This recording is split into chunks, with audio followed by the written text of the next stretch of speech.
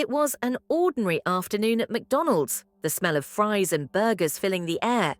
But the peaceful atmosphere quickly shifted when Clara, a sharp-featured white woman with a piercing voice, clashed with Naomi, a calm but determined black woman. Their argument instantly caught the attention of every customer in the restaurant. "Why don't you just go back to where you came from?" Clara sneered, her eyes narrowing. Naomi stood her ground, her voice steady. "Excuse me, I was born here, just like you. You don't get to talk to me like that." A few customers shifted uncomfortably, some glancing away, others pulling out their phones. The manager, Jake, a nervous young man, lingered behind the counter, unsure how to handle the escalating tension. Then the door swung open, and in walked none other than Donald Trump. The whispers spread like wildfire. With a calm, commanding presence, he scanned the room before stepping forward. "Excuse me, ladies," Trump said, his voice cutting through the murmurs. "What seems to be the problem here?" Clara froze, a flush of embarrassment creeping up her face, but her anger was far from gone. "This person is being disrespectful," Clara snapped. Naomi, calm but resolute, replied, "I'm just standing up for myself." She made a racist comment, and I won't let that slide. Trump nodded thoughtfully. The room held its breath. "Racism has no place in America," he said, his gaze hardening as he turned to Clara. "We're a country of many backgrounds. As Americans, we respect each other." Clara opened her mouth to retort, but Trump held up a hand. "Enough. You owe this young lady an apology." The room went quiet. Clara hesitated but eventually muttered, "I'm sorry." Naomi nodded. "Thank you." Trump smiled, the tension easing in the room.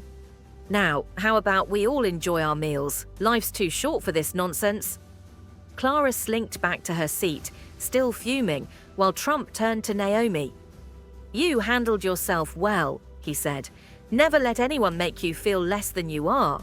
Naomi's small smile showed her appreciation as the crowd began to disperse. But the calm was short-lived. Suddenly, the door crashed open again. A man in a dark hoodie stormed in, looking frantic. "Everyone stay where you are," he shouted, his voice shaking but full of urgency. He pulled out a gun and pointed it at Jake, the manager. "Open the register, now!" The man's voice cracked as panic spread through the room. People ducked under tables. Clara screamed and cowered in her seat. Naomi, without thinking, shielded a young boy sitting nearby. But Trump didn't flinch. He remained seated, watching with a calm but calculating gaze. Jake's hands trembled as he fumbled with the register, clearly panicked. The young man's patience was running out. "Hurry up," he yelled.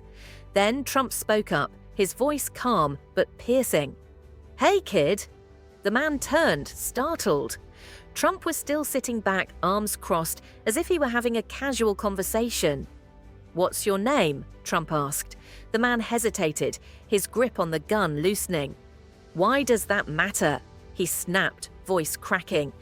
"Because people don't do things like this unless they're desperate," Trump replied. "What's going on? What do you need?" The room fell silent, all eyes on the exchange. Slowly, the man seemed to soften, his face a mask of conflict. He lowered the gun slightly, as if battling his own emotions. "My name is Eric," he said quietly. "I didn't want to do this, but I don't have a choice. My mum's in the hospital, and we can't afford her treatment." Trump's expression softened. "Eric, what you're doing here won't fix that problem, but there are other ways that won't ruin your life." Eric's eyes filled with tears as he glanced around the room, seeing the fear and judgment on the faces of the customers. "I don't know what else to do," he whispered, his voice breaking. Trump leaned forward, his tone gentle but firm. "Put the gun down. Let's figure this out together." Eric hesitated, his fingers tightening around the weapon one last time. But then, with a trembling hand, he set it down on the counter. A collective sigh of relief swept through the restaurant. Jake quickly secured the gun, and within moments the police arrived, summoned by a customer. As the officers approached cautiously, Trump raised a hand to stop them. "He's not a criminal," Trump said firmly. "He's just a kid who made a mistake." The officers exchanged glances, nodding. They carefully placed Eric in handcuffs, but treated him with compassion, listening as Trump explained the situation. As Eric was led away, Trump turned to the room. "This is what happens when we don't look out for each other," he said. "We need to be better as a community, better as a country." Naomi stood up, her voice strong and clear. "He's right. We're too quick to judge, but we never stop to understand." She locked eyes with Clara, her gaze piercing but not unkind. "That goes for all of us." Clara, red-faced but silent, nodded. "I'm sorry," she said, her voice sincere. Naomi smiled, extending her hand. "Let's try to do better." Clara hesitated for a moment before shaking Naomi's hand. A quiet round of applause rippled through the room, the tension finally lifting. As Trump left the McDonald's, a small group of people followed him, thanking him for his wisdom and courage. He waved them off with a smile. "I just did what anyone should do." Inside, the atmosphere had changed. The customers returned to their meals, a sense of unity hanging in the air. Naomi and Clara sat together, sharing fries and stories, an unlikely friendship blossoming in the aftermath of chaos.